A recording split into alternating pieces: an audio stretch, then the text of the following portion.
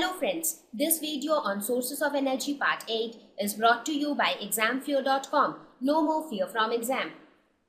Now let us talk about the second one, that is the wind energy. So how was wind energy utilized so that this can also generate electricity for us? Kinetic energy of the wind is used to generate electricity. Because if you see, with the growing population, we all need more and more of electricity. Right? With growing technology and everything, you need more electricity.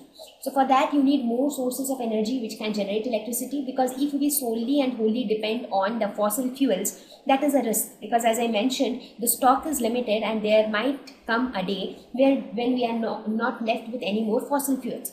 Right? So we will have to think of alternative sources of energy, and that is how this wind energy came into people's mind. So what they started doing, they started to utilize the kinetic energy of wind, like how in case of hydroelectricity, the kinetic energy of water was utilized to generate electricity. Similarly here, the kinetic energy of wind was used to generate electricity. It is a renewable source of energy because wind is something which keeps blowing. So it is not something which will which will get over sometime. The rotatory motion of the windmill is used to turn the turbine of the generator. So what do we do in order to utilize the kinetic energy of wind? We construct a windmill like this. So you would have seen these windmills in open spaces somewhere. Maybe while you are traveling by car from one city to another, sometimes you pass along areas where you have vast region of open space, vast region of open lands and all. There you would have seen structures like this. These are known as windmills. So these will have these three blades which are comparatively light weighted, so that whenever the wind blows, the blades will start rotating. Now this rotatory motion of the windmill is used to turn the turbine of the generator. Now so this windmill will be connected to the turbine of the electric generator. Now when the windmill rotates, the generator will also rotate. When the turbine rotates, then electricity is produced. In this case also, the output is less.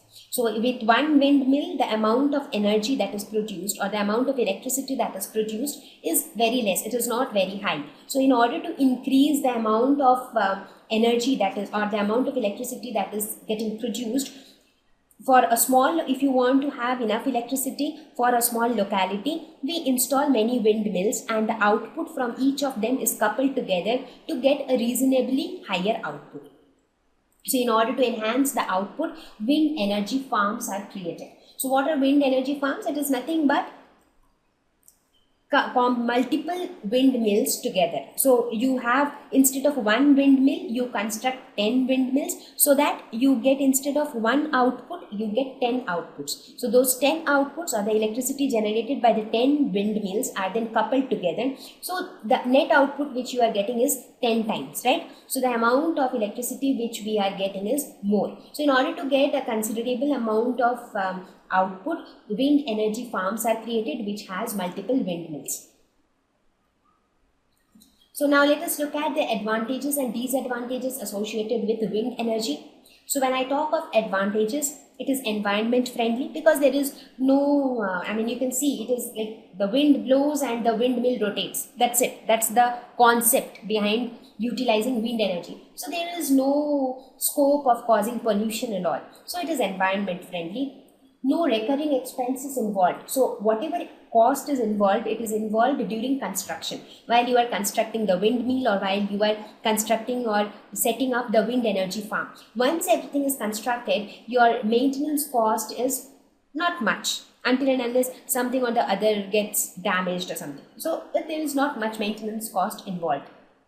But when we talk of disadvantages, initial establishment cost is high. As I mentioned, maintenance cost is less, that is the recurring cost is less, but the initially, when you are trying to establish it, you have to establish the windmills, the generators, and if you are doing, mostly one windmill will produce very small amount of electricity. So multiple windmills need to be constructed, so the cost involved is quite high. Large area is needed, as I mentioned. If you construct a windmill between two houses, do you think it will rotate? No, because due to the presence of the two houses, there will not be much wind blowing properly. in that area. So normally in order to construct windmills, you should have vast region of open space so that the wind blows clearly through that area, and as a result the windmills can rotate freely. So large area is needed, so that again becomes a disadvantage, because as I mentioned before also, even for construction of dams you need large area. So whenever you need large area, you need to compromise with your agricultural land or with human habitation, so that becomes a problem many a times, right? So these were the advantages and disadvantages with wind energy. Specific location needed where wind blows mostly and with high speed. Now here in this case you saw that if there is no wind flowing, if there is no wind, there will be no electricity generated, right? So blowing of the wind is a must for the windmills to operate. That is one thing. Secondly, if the wind blows with a higher speed, the mill will rotate faster.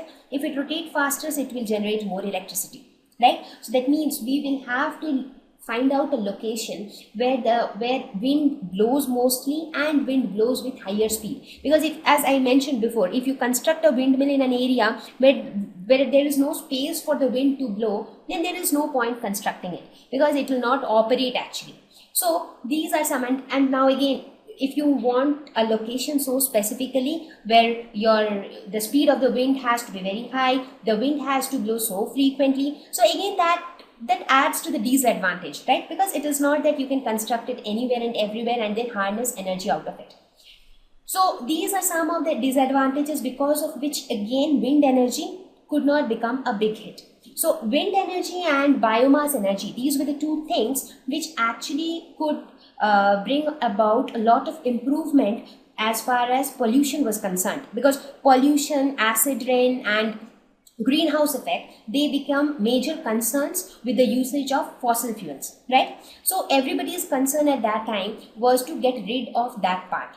So they they worked out on this wind energy and biomass energy, and they were able to overcome the pollution part, but still these sources of energy could not become a big hit because they had these kind of disadvantages associated with them. For example, either their establishment cost was high, or the specific kind of location it is needed, those kind of locations are very less, or the output which we actually get out of these sources of energy is not very high, or they are not good enough to meet the requirements of the growing population of this world, right? So now with this I will thank you. Please visit examfear.com to watch free educational videos, try free online tests, get the best quality study materials, study from the best tutors and mentors, and much more. Thank you once again.